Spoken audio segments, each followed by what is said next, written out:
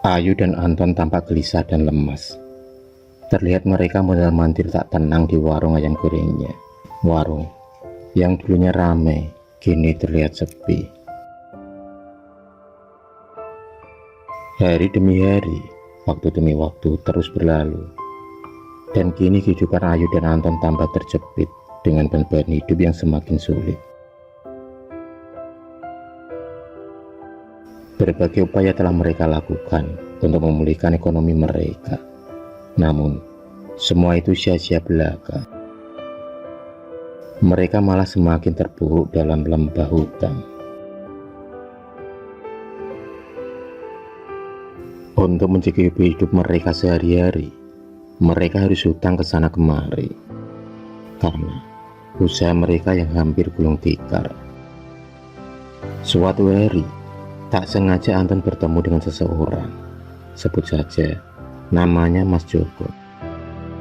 Mas Joko adalah pemasok daging ayam di kotanya.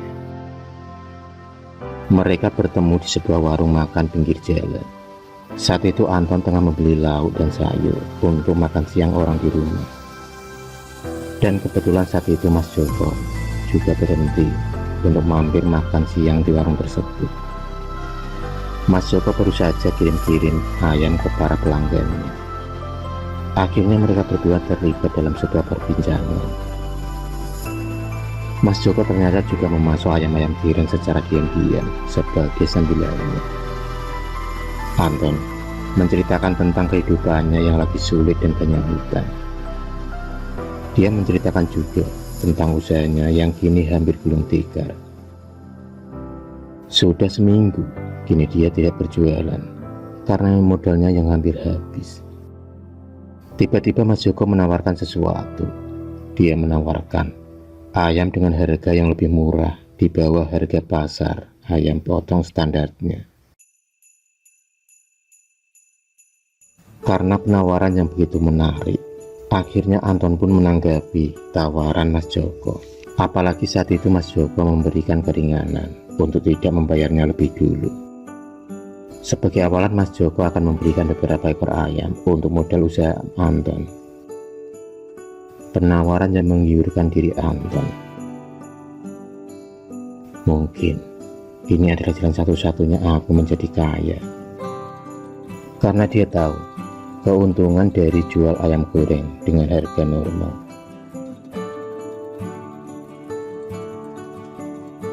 Dia meyakini kalau dia jualan lagi dengan ayam yang harganya lebih murah, maka dia akan dengan cepatnya meraup keuntungan yang lebih banyak. Kenapa Mas Joko mempunyai stok ayam tiren? Karena dia sering disuruh untuk membuang ayam-ayam yang telah mati atau ayam tiren. Mas Joko mengatakan kalau dia juga ada beberapa pelanggan khusus ayam tiren, yaitu ayam yang mati kemarin. Setelah selesai makan dan berbincang-bincang, mereka berdua pun keluar warung dan menuju ke mobil Mas Joko. Terlihat ayam-ayam segar yang masih hidup. Di pojokan tampak terlihat ada beberapa ayam yang telah mati.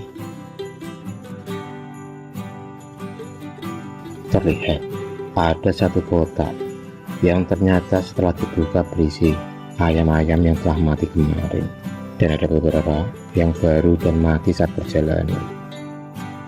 Mas Joko kemudian mengambil beberapa ayam tersebut dan dimasukkan ke dalam tas plastik hitam, dan kemudian ia memberikannya kepada Anton. Mas Anton, semoga usahanya lancar dan sukses ya. Suara Mas Joko kepada Anton. Ya Mas, terima kasih ya. Anton segera bergegas pulang dengan sepeda motornya. Ia pun melaju dengan hati yang gembira, seperti mendapatkan angin segar dalam hidupnya. 15 menit kemudian sampailah Anton di depan rumahnya. Segera ia memarkirkan motornya dan segera ia masuk ke dalam rumah.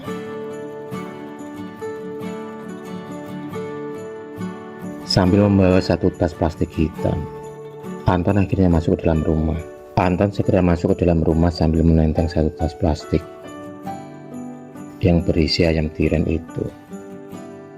Anton segera menaruh lauk dan sayur di meja makan, dan ia pun segera menuju ke arah dapur untuk mencuci ayam-ayam bawaannya.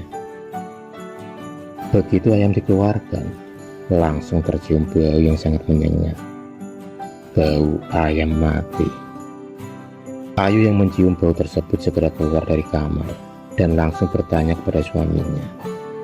Anton dengan sikap segera menjelaskan semuanya. Ayu hampir tak percaya dengan ide suaminya itu untuk berjualan ayam tiren.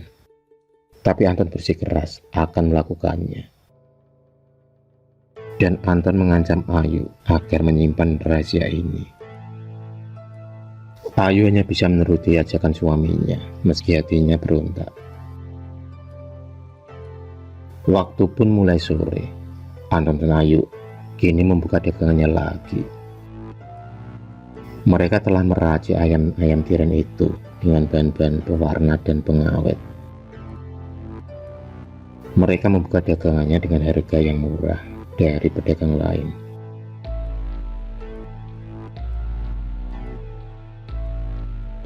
Kini mulai ada pembeli. Satu demi satu dan lambat laun pun pembeli mulai ramai dan berdatangan. Mereka tertarik dengan harga yang murah. Mereka tak tahu kalau yang mereka makan adalah hasil dari ayam tiren racikan Anton. Anton sangat senang sekali. Semakin hari warungnya semakin ramai para pembeli. Dan kini pesanan pun mulai berdatangan. Dipastikan Anton meraup untung yang banyak. 2 bulan kemudian, Anton sudah bisa membeli motor baru lagi. Warung Anton semakin ramai. Tapi karena rakus dan tamak, Anton masih tak terima dengan warung Bu Asna yang masih ramai juga.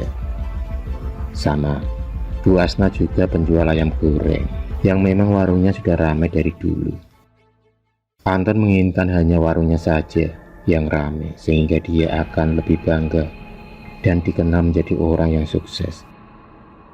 Dengan siasat jahatnya, Anton menyuruh seseorang yang sudah ia bayar untuk membeli ayam goreng di warung Bu Asna. Rencana mereka berjalan lancar. Saat itu orang yang disuruh Anton untuk membeli ayam goreng di warung Bu Asna segera bereaksi.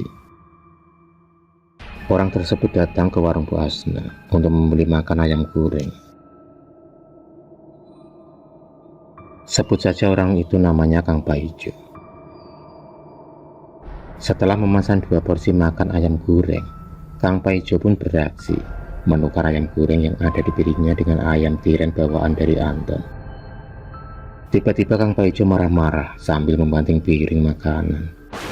Dia menuduh Bu Asna telah menjual ayam goreng tiren. Sontak, para pembeli lainnya pun kaget dan bingung.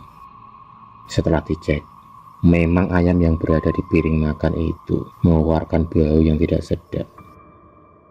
Karena percaya akan hasutan tersebut, beberapa pembeli lantas banyak yang meninggalkan warung Bu Asna. Mulai hari itu dan berikutnya warung Bu Asna kini mulai sepi. Anton kegirangan dengan hal ini. Tak sampai di situ saja, Anton tambah jahat lagi kepada Bu Asna. Kini Anton mengirimkan santet untuk mencelakai Bu Asna. Kali ini Anton membaca mantra dengan berbekal dari jimat seorang dukun. Dia mencoba menyerang Bu Asna.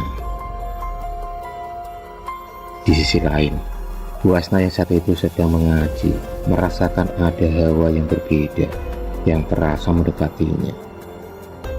Namun tiba-tiba terdengar suara ledakan yang keras. Anton terpental hebat dengan tubuh yang gosong dan muntah darah. Ternyata santet kirimannya berbalik menyerang dirinya. Pagi pun tiba. Warga desa digemparkan dengan kematian Anton yang tiba-tiba dengan kondisi yang mengenaskan. Jasadnya terlihat gosong dan mengeluarkan bau tak sedap. Bau seperti bangkai ayam yang mati. Kejadian itu pun menjadi bahan perbincangan dari para warga. Mereka menduga kalau itu adalah Ajat, penjual ayam tiren.